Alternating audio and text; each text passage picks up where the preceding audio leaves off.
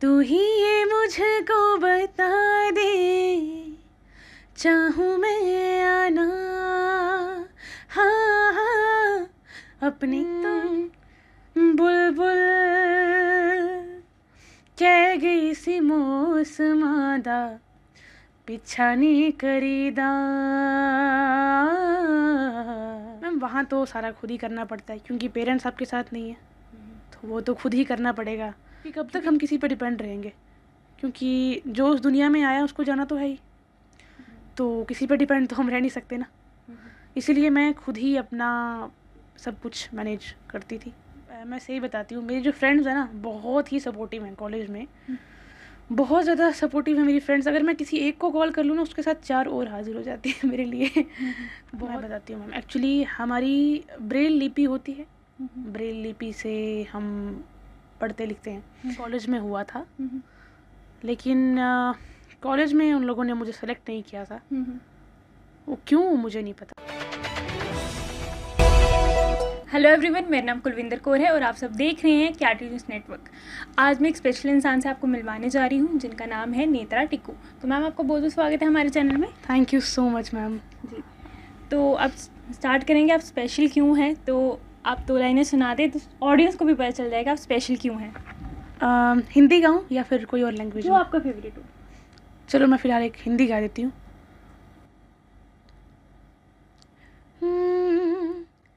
तू ही ये मुझको बता दे, चाहूँ मैं आना, हाँ हाँ अपनी तो दिल का बता दे, चाहूँ मैं आना। इतना बता दूँ तुझको, चाहत पे अपनी मुझको यूँ तो नहीं इख्तियार, फिर भी ये सोचा दिल ने अब जो लगा हूँ मिलने, पूछूं तुझे एक बार हो, तू ही ये मुझको बता दे, चाहूँ मैं आना, हाँ हाँ अपने तो दिल का बता दे, चाहूँ मैं आना।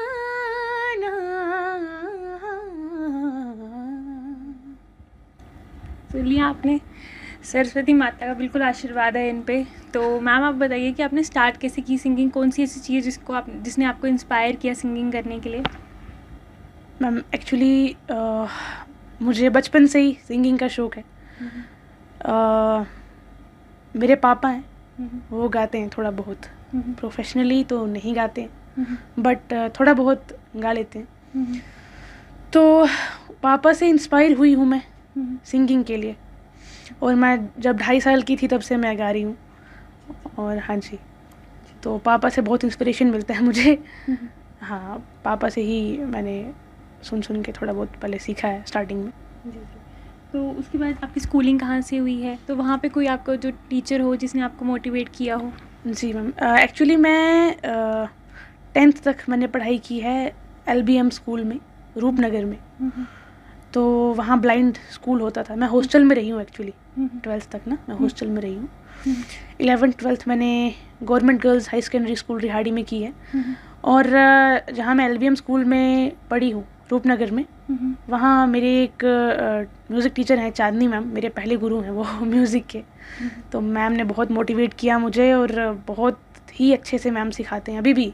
जब भी मुझे कुछ ज़रूरत पड़ती है उनसे कुछ चीज़ सीखने की, तो वो कभी मना नहीं करते मैम, हमेशा सिखाते हैं, हमेशा सपोर्ट किया है मैम ने मुझे। तो मैम का बहुत बहुत थैंक यू करना चाहती हूँ। तो अभी करंटली आप किससे सीख रही हैं? ऑनलाइन क्लासेस होती हैं, जैसे कोविड आ गया था उस टाइम फिजिकल क्लासेस नहीं लेने जा सके थे, फिर अब आपका कॉलेज भी होगी, पढ़ाइयाँ भी होंगी, अभी आपने पढ़ाई भी करनी होगी, तो आप अभी कैसे आप मैनेज करते हैं सिंगिंग? ऑनलाइन क्लासेस हैं आपकी? हाँ जी मैम, अभी फ़िलहाल ऑनलाइन चल रही हैं। देवभद्रता मैम सिखा रहे हैं मुझे RTM अकेडमी से। वो सोनू निगम सर की अकेडमी है, तो वहाँ पे सोनू निगम सर भी आते हैं कभी कभी मास्टर क्लास में, तो वो वहाँ पे सीख रही हूँ मैं अभी फ़िलहाल। तो अगर आपकी क्वालिफ़िकेशन की बात करें तो आप करंटली क्या पढ़ाई कर रहे हैं? मैम मैं BA 3rd सेमेस्टर में हूँ, BA 2nd year 3rd semester. अच्छा, तो आपने फ़ाइन आर्ट्स में एडमिशन नहीं ली? हाँ मैम, क्योंकि वो थोड़ा परेड कॉलेज पास में था तो फाइन आर्ट्स थोड़ा दूर था इसीलिए।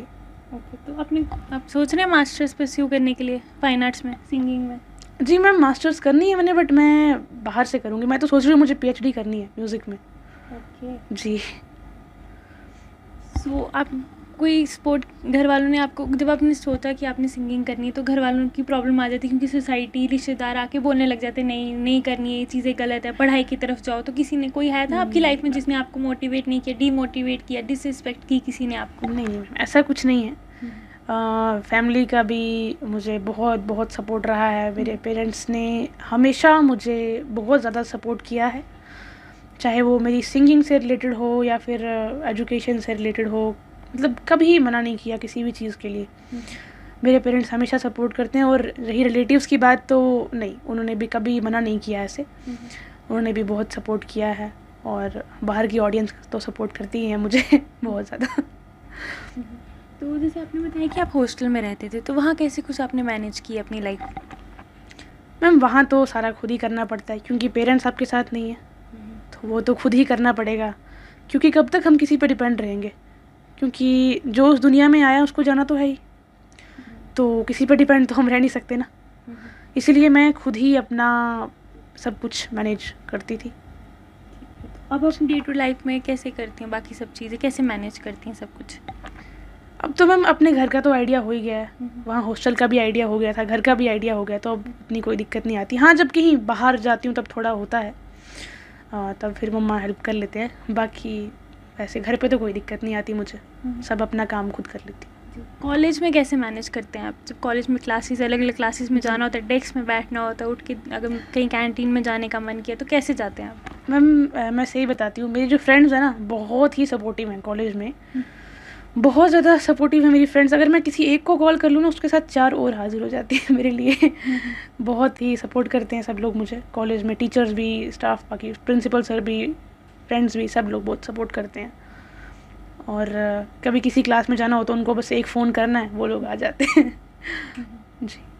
तो जो आप पढ़ाई करते हैं वो हमारे भी एक टीचर से तो मैंने देखा था, वो ब्लॉकिंग होती है, वैसे पढ़ाई की जाती है, उसके बारे में थोड़ा डिटेल में बताएंगे कि आप अपनी पढ़ाई कैसे करते हैं, क्योंकि आपको दिख तो रहा नहीं है, तो आप कैसे मैनेज करते हैं अपना पढ़ाई आप? मैं बताती हूँ मैम, एक्चुअली हमारी ब्रेल लिपि होती है, ब्रेल लिपि से हम पढ़ते लिखते हैं। 6 डॉट होते हैं सबसे पहले, वो हमें सिखाए जाते हैं।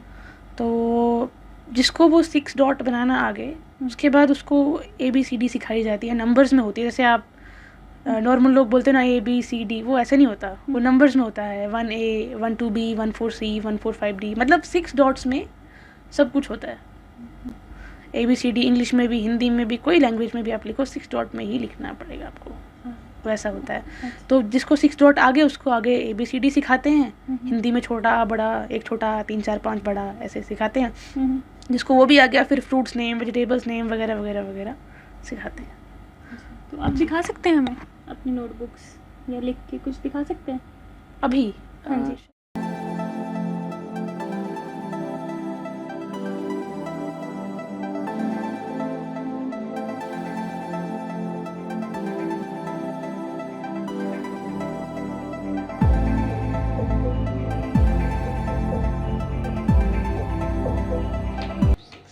मतलब राइट साइड होता है 1 2 3 और लेफ्ट साइड 4 5 6। ये देखो, आप यहाँ पे लिखा हुआ है, वो दिखेगा नहीं, आपको भी दिखाती हूँ खोल के। अच्छा, खोल के दिखाएंगे आप? मैं एक सेकेंड।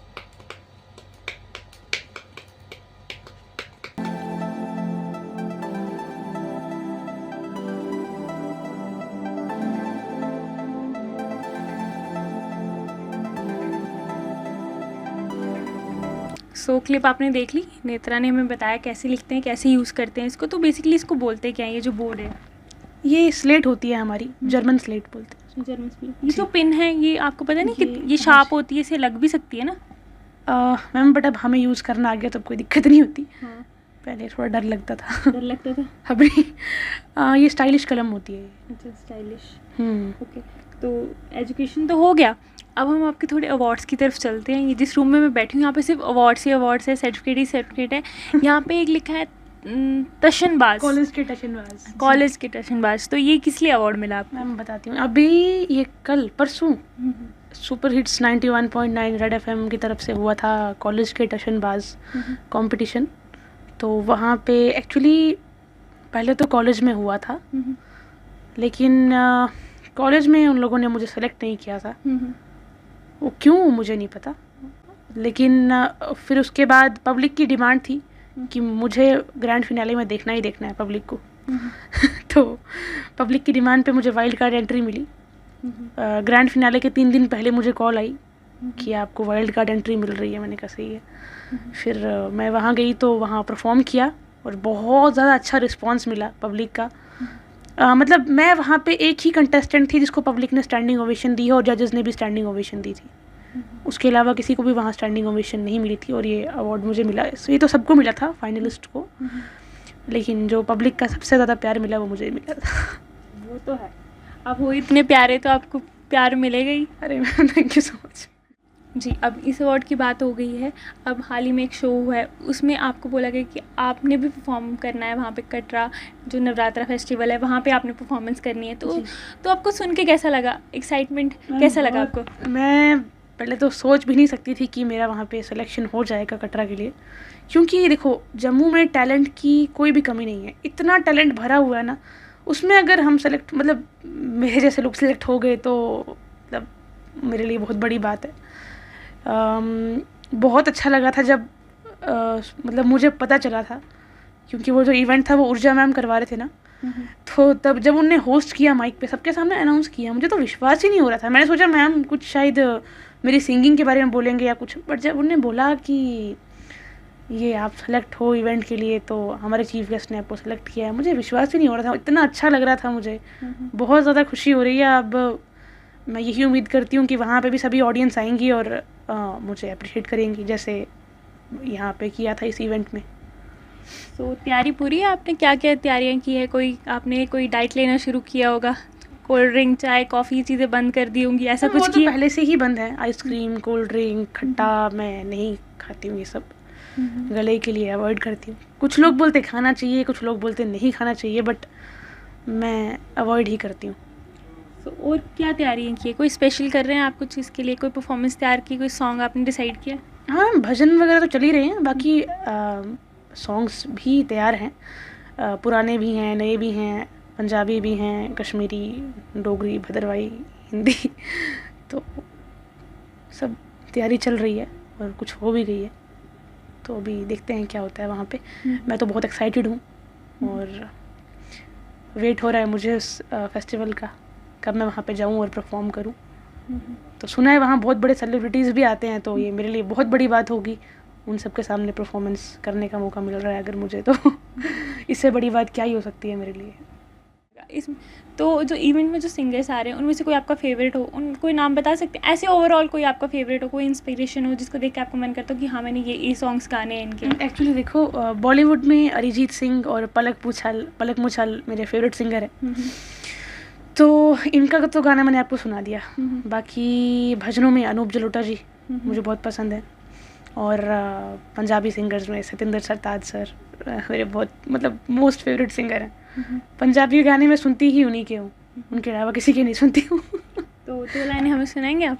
ओके, सरताज जी का सॉन्ग? जी जी ठीक है। अभी उनका रिसेंट रिलीज़ हुआ है, मैं वही सुना देती हूँ। बुलबुल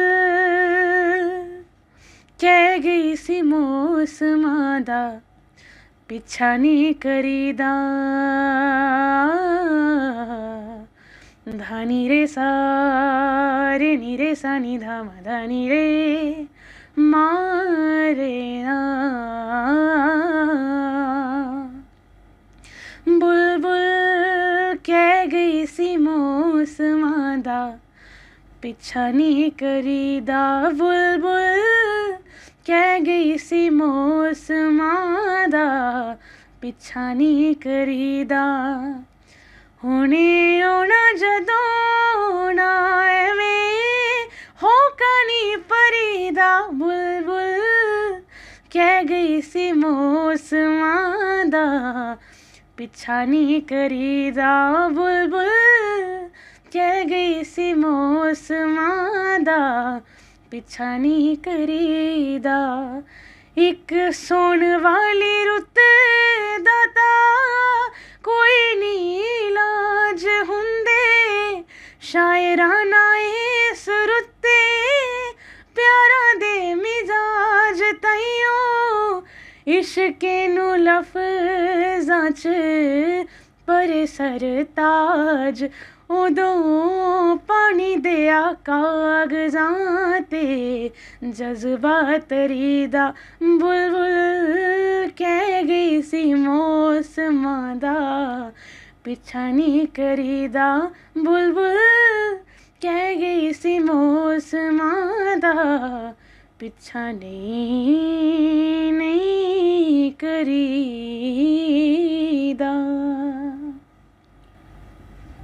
सो सिंगिंग के अलावा आपकी कोई और हॉबी होगी आपकी, उसके बारे में बताएं। मैम मैं जूडो खेलती हूँ,